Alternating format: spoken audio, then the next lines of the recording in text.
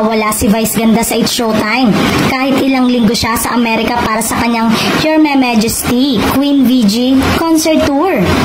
Ikwinento ng isang It's Showtime insider na panay na ang taping ng Unkabogable Star para sa ilang segment ng nasabing noontime show.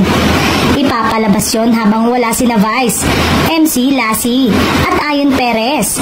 Hanggang sa September 17 nga raw ay magte-taping ang apat, pati na ang ibang host ng It's Showtime. Chika pa ng kausap, bali mga segment lang naman yung kinukunan, hindi buong show mismo ang tinitape. So habang wala si Vice, may mga segment pa rin na kasama siya. Live pa rin naman ang It's Showtime at yung segment lang na kasama si Vice ang tape na.